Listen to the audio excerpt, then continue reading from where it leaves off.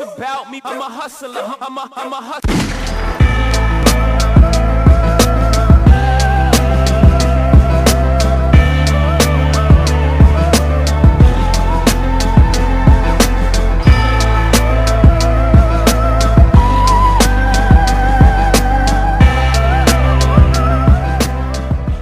What do you guys think it would take for wrestling to have another boom like it did in the 90s? Vintage, you can go first if you would like. All right, sure. Repeat the question, Andy, just because I didn't actually hear it. Okay, what do you think it would take for wrestling to have another boom like it did in the 80s and 90s? Okay, what do I think it would take? I think it would take sheer brutality in wrestling to get it back to where it was. Because when you think about it, the boom started with wrestling once people realized what was going on. You know, whole FCC and all that crap surrounding wrestling. It's evil. It corrupts minds and everything like that. That got people's attention, and people went to turn the channel to see, what the hell's so bad about this? And then people started to like what they watched. They need to do something extreme, and I don't mean like ECW, but they need to do something where they get some like blood everywhere. They put on some good matches. They do spots, not like Spot Fest, but some spots. They do all this crazy stuff. They don't have to kill someone, but they just got to do something to get people's attention again. Because right now it's a boring product, and they got to do some more advertising, of course. But with a boring product, nobody wants to watch another boring product, the same shit as last week.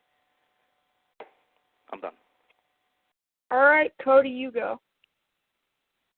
What do I think will take to get a wrestling boom again?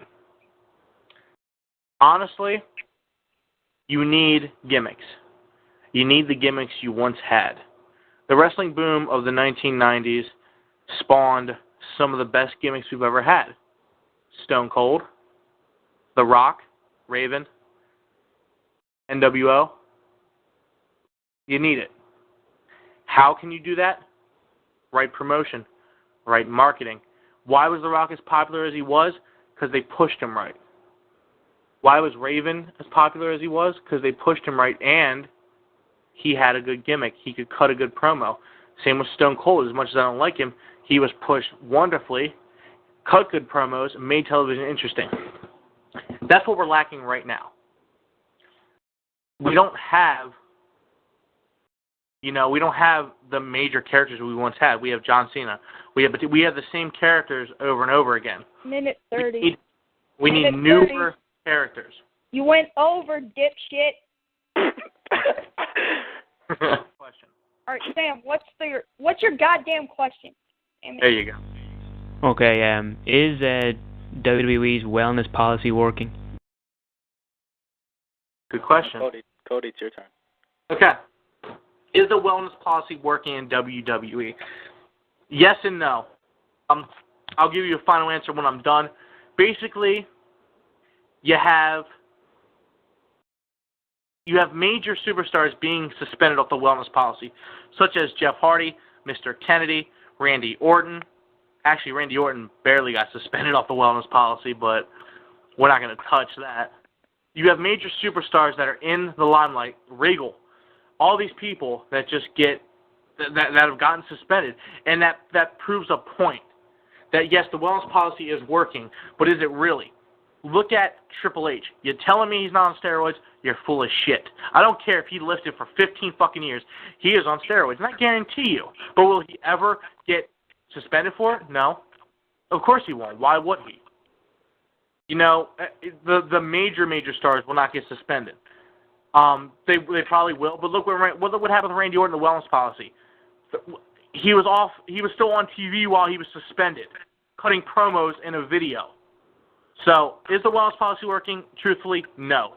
It shows examples of certain superstars, but not every superstar, and that's not right. I'm done, by the way. All right, Vintage, you go. Kind of hard to follow up. I mean, you pretty much gave both answers, and I don't think that's fair. No, flat out, it's not working. I mean, pretty much everything he said. I mean, you got people that are the megastars that are going to get away with everything. You know, it's like what Scott Steiner said when he first came to WWE. You want me to take a piss test? Well, have Triple H do one with me, right next to me, same urinal. What's up, man? You know, take a piss with me in the cup, get it tested. I mean, he knows that if WWE wants to catch him, they're going to catch him. And that's pretty much all that is. I mean, if WWE sees a major profit line, then they're not going to get rid of him. I mean, Randy Orton, he was not a major profit line. He was a top heel, but, you know, heels don't sell to kids, you know. Those. Damn it, Cody, you took all the good answers. I know, doesn't it suck when I go first?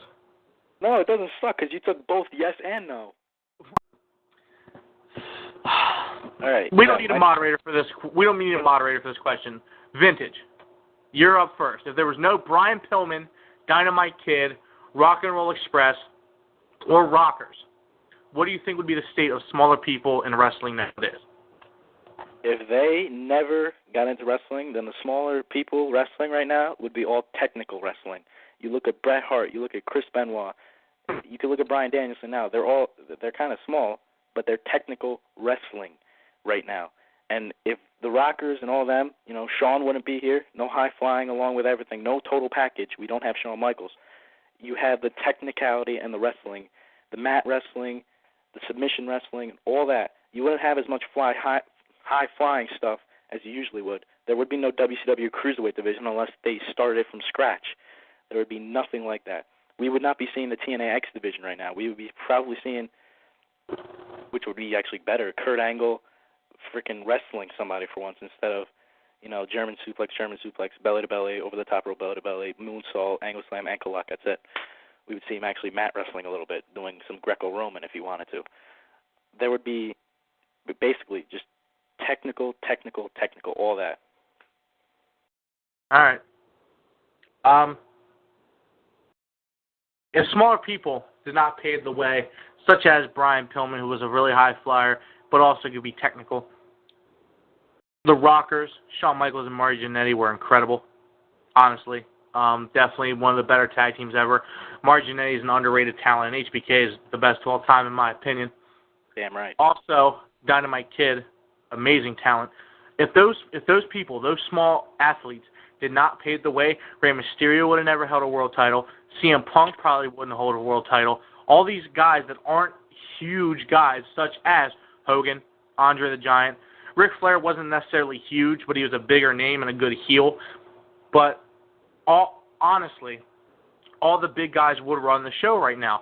You wouldn't have the smaller guys given a chance. Teddy Hart would never be given a chance. Matt Sydal would be pushed to the freaking side and a half. All the high flying you wouldn't see as much. Cruiserweights. You wouldn't see as many cruiserweights. You wouldn't see some of the better high flying action paced wrestling that there is today. I am a fan of the technical style and the brawler style and the old school style. You know, Larry Zbyszko is one of my favorite wrestlers, and that dude never flew off the top rope to save his life. 3 times in a lot of matches I've seen, he came off the top rope. So, Ariel, you don't need a spot monkey in a match. You don't need people like Jeff Hardy. You don't need Matt Sydal. You don't need Jack Evans. But it adds to the theatrics of wrestling. It adds to the illusion and the draw to wrestling. And without the people that was named, you wouldn't see that today.